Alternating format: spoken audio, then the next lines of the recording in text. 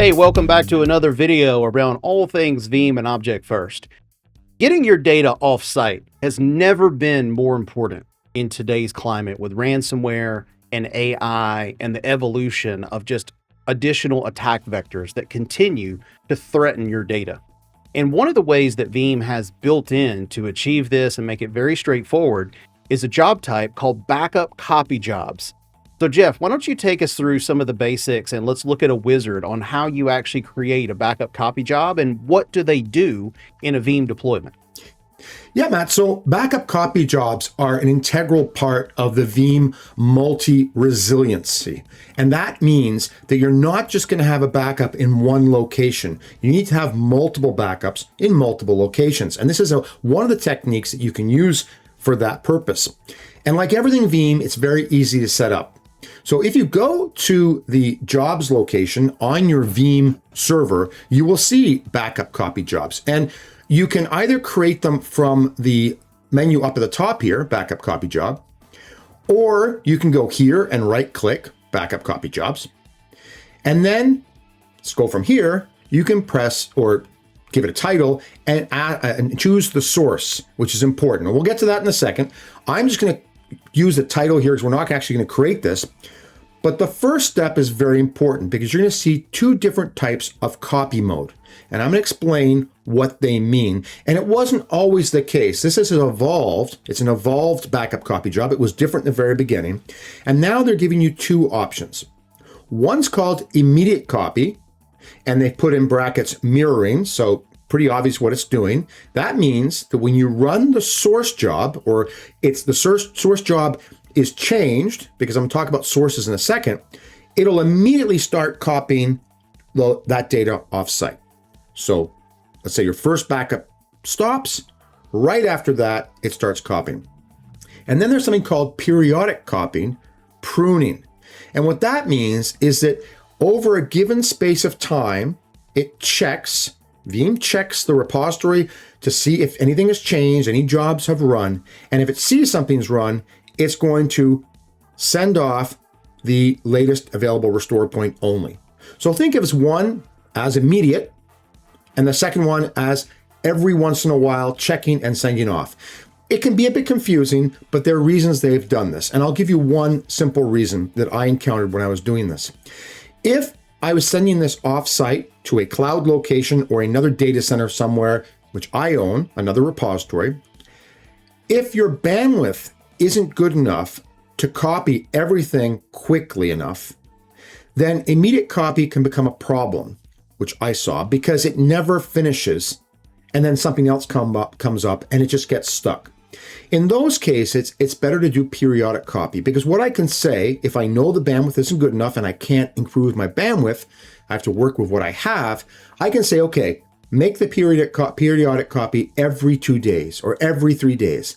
That way I know that my backups get offsite eventually under the restrictive conditions I may have, but they get offsite and I have a complete set and they don't get in any kind of loop. That's one of the use cases I saw with that. And Matt, did you see anything like that? And I know that perhaps I think you were even at Veeam when they changed all this. What thoughts do you have on it?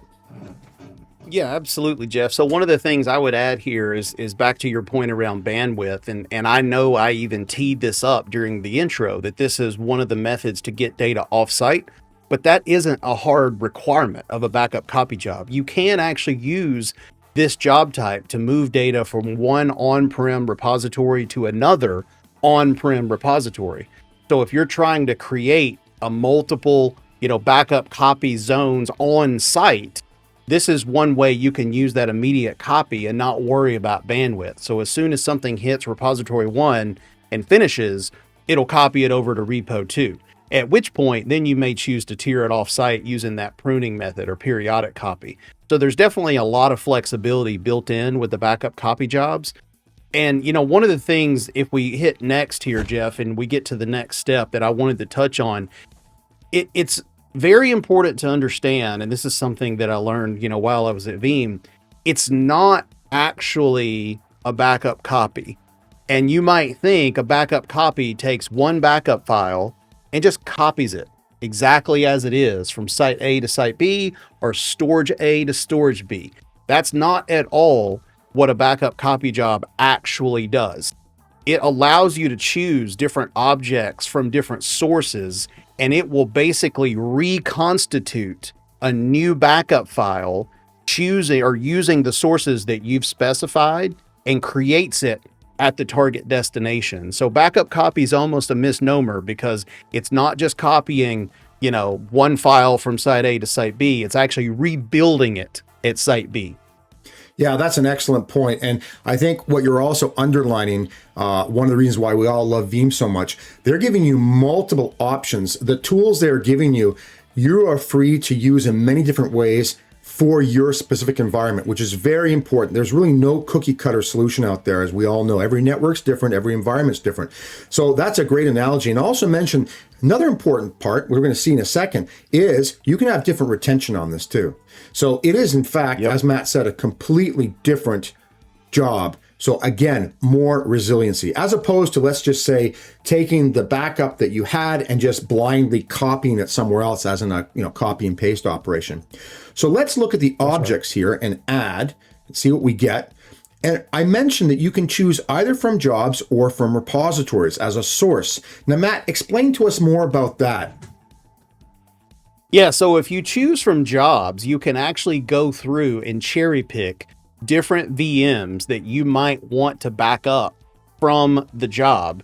So if you want to just create it from, one job and have it grab all the VMs in the job, you could say, you could choose that first option there, Geoff.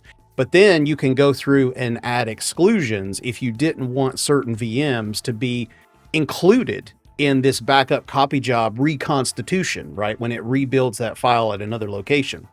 You can also choose from repositories and do a very similar thing.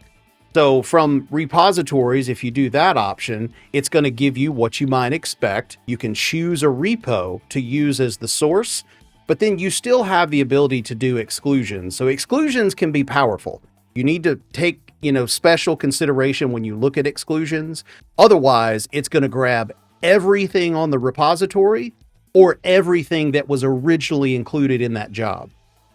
Exactly. And the beauty of this as well is it gives you such granularity. So as you noticed here, I added an exclusion on objects. By the way, they're job exclusions too. So if you want to keep it simple, you can just say exclude a job. That's kind of makes things a lot easier in the sense you don't have to nitpick. But if you have a requirement to do really granular exclusions, you can go to objects and then you can press the show full hierarchy and you get a beautiful list. So tags, we all love tags. You can do exclusions by tags. You can do exclusions by data stores in VMware. And again, this will depend on the hypervisor that you're using. But what I'm trying to underline here is this gives you a lot of freedom to really cut down. And keeping in mind, because if you are using this for offsite cloud backup, you might not want everything to go up there just for cost reasons, because if you're using a provider that is going to charge you for data, that might be one reason. So I personally have always loved this. And again, it's really, I don't think there's a worse or better solution. It depends on your situation. So maybe we'll remove the repository one and go forward. By the way, Matt, this database transaction logs, can you tell us a bit more about that? Yeah, so if you're backing up something that has a database like a SQL server and you want to include that in your backup copy, that's a simple checkbox that you turn on.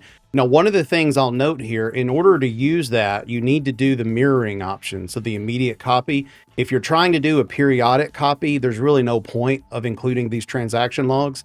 And in fact, you can't select that method if you're trying to do the transaction log. So it just depends on what you're including in the backup copy job as to whether or not you would want to turn this on, paired with the mode type that you're selecting. Yeah, that's a great point. Obviously, whatever mode you choose is going to disallow or allow different variations. And transaction logs would be one thing that, of course, periodically wouldn't, as you said, make sense even to choose. So let's go forward. Next. Yep. And here is where you get to choose the repositories. And as Matt said, you have the choice between local, cloud, Veeam Data Vault Cloud. So it's a full choice. And what I personally really like is you can choose your retention separately. So this is wonderful. You're not locked into something. For instance, it could be that locally, for whatever reasons, you want 7 days or you want 30 days. But offsite, or in a different repository locally for kind of archiving reasons, you want 100 days, or you want something like that, or you want GFS, you can do that. Now, GFS, what does that stand for, Matt? Grandfather, father, son. And that's where you can choose those different intervals. So if you hit on configure there, Geoff, you can see here's where you can actually go in there and specify at which point do you essentially want a roll up checkpoint. Do you want it weekly, monthly, or even yearly? Another thing I'll mention too, to always remember, is that if you're using immutable storage, keep that in mind. Because obviously, if you do a whole year's backup every month, it will accumulate. But for archiving purposes, you might need that. Now, this read the entire restore point from source backup instead of synthesizing from increments is important, because that's going to obviously create, if you choose it, a lot more use of resources. Absolutely. Now you have map and if backup. You go under, yep, go ahead. If you need to map the backup, like if it's already there, let's say you've created it once before and you just need to relink it rather than rerunning the job from scratch, that's where your map backup comes in. And I was going to say, Geoff, if you hit advanced job configuration or advanced job settings there's even more goodness that you can tweak here. Let's take a look at, the first under maintenance. So you've got things like health checks that can actually go through and auto detect potential corruption and do self-healing. So you can configure that at certain periodic intervals. You can remove deleted items after so many days.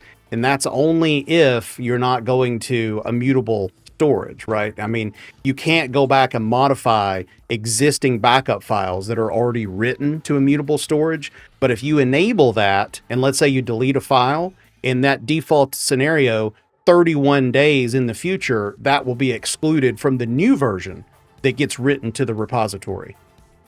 Exactly. And there are other things here too. For instance, the RPO monitor is pretty good as well. I think that's exclusively, if I'm not mistaken, for mirroring, because it'll tell you if you're within that window or not. But I could be wrong, because this has been changing. So you have when new backup is not copied within 1 day, for instance. Actually, it might apply to pruning as well. When new log backup is not copied within, so that would be immediate only. Yeah, so many great things in there. And the RPO monitor does work for both job types, okay. Just to confirm, Geoff. And you can actually go in there and specify that based on your company's policies. You also have under storage, you've got compression level, you've got backup file encryption, which is a big thing that we've been touching on in all the videos that we create here, because we wholeheartedly believe that you're not truly protected unless you're backing up to absolute immutable storage, such as Object First, with encryption enabled. So those two have to work in concert with each other. And this is where you would turn that on at the job level for your backup copy jobs. Yeah, and I want to add something here about encryption. With ransomware attacks, people are saying more and more, well, a lot of times the ransomware gangs are extracting data in order to threaten or extort companies that they're going to release this data. And so they say, well, there's no point in encrypting locally because they can get the data from production. But keep in mind, think about it. If you have a limited time to perform your attack and do everything you're going to do, much easier if you can grab one backup file with everything you need in it, then go around the different file shares, whatever, trying to collect all this information. So still a very good reason to encrypt, even if you're not sending off-site. If you're sending locally, I would encrypt anyways. Encryption is always a good idea. And it also protects you from anything like just mistakes and whatnot. So I would always say to encrypt even locally. It has minimal effect on performance. Absolutely. And there's also a scripts tab up there, notifications that you see that you can run, pre and post scripts, if you need. I've seen this used in the past for pre-freeze, post-thaw type scripting. If you were to need that. Normally that's on your source backup jobs though, before the snapshots get created. Because keep in mind here with backup copies, we're not doing any snapshots. This isn't going back to the source hypervisor. This is pulling from pre-existing backup data that already lives in a repository. Exactly. And that's very important because I remember back in the day, whenever, not with Veeam, but with other software, if we wanted to have an extra copy, we'd have to hit production again with a backup, which could be snapshots or could be other things. But those are working machines that they don't really want to be touched too often with backup. On notifications, again, if you have general notifications enabled, you're going to get information, but there might be jobs which are critical jobs that you might want to add this to. Again, Veeam is giving you the choice. You can choose to do too much, but at least it's allowing you that option if for whatever use case you need that. That's right. So if you hit next, Geoff, under data transfer, this is another one that we should touch on, is how do you want the data to actually get sent? Yeah, and I like it pops up. This is something relatively new in Veeam. It's about location and data sovereignty. So it's warning us that the original location has no location tag, but the target location is Tampa, Florida. So maybe, I think the weather's really great down there. Maybe I can put myself in this job and get moved to Tampa from the north, but or to Hawaii. I'll take that. But this is, joking aside, really important because there are considerations, especially in certain type of industries or even in federal or government, that they need to know where their data is. And they might have sprawl over the world in big corporations, but they want to keep data sovereign in certain locations. And this is one of those catches that you can say, oh, I was going to restore this over there. I better not. So very important that. Yep. Completely agree. Oh, sorry. I'll unclick that. So there we go. And we'll go yes. And you have direct or through WAN accelerators. So Matt, what do you think the difference is here, and when would you use WAN accelerators or not use them? Yeah, so the WAN accelerators, first and foremost, let's be clear, this is not something like a Riverbed or an external third-party WAN accelerator. This is actually a Veeam component that's software-based, much like a proxy role or a mount server that actually handles this point-to-point connection between site A and site B.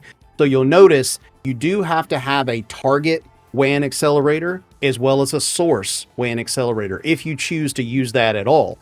Now, in my experience where this is hugely advantageous, there's actually a couple different scenarios.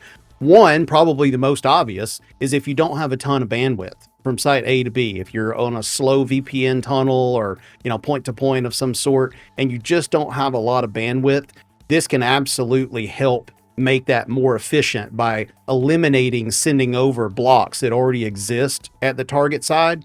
But the other big use case here that I've seen is a graceful resume. So if you just try to do a direct transfer and let's say 3/4 of the way through, the connection breaks, many times that's going to fail the job and it'll have to restart from scratch. The WAN accelerators, because they're tracking and acknowledging, sent data and received data, that actually helps with the graceful resumption of the job, if something should break temporarily in between that data transfer. Now, clearly, if it goes down for half a day, the job's going to fail. But if it's just a temporary blip in communication, maybe a 5-minute, outage, that really helps avoid having to start over from scratch, sending all that data. Yeah, and to your point about the WAN accelerators, I have seen this used when in remote locations there was only one telco, and so the telco was charging quite a bit for the connection. So the bandwidth was great, but for cost reasons, they didn't want to send too much data over. So another reason. But in all other cases, Matt, probably the best thing is just to use direct. Yep, if you don't have WAN accelerators, 100%. Yep. And then really the last thing to touch on, Geoff, here is the schedule. And, one of the things to point out on this schedule is anytime continuously does not mean the job will actually be running 24/7 moving data, right? It just means it can. So it all depends on what you choose as the source and the type, like the method, the immediate mirroring or the temporary periodic pruning. So let's say you do immediate and mirroring, but the job that it's using as the source is only running, once a day. Well, that means the backup copy job may look active 24/7, but it's just idle, waiting on new blocks to arrive. And this schedule here is not saying when you want the backup copy job to go start. It's just saying when is it allowed to run.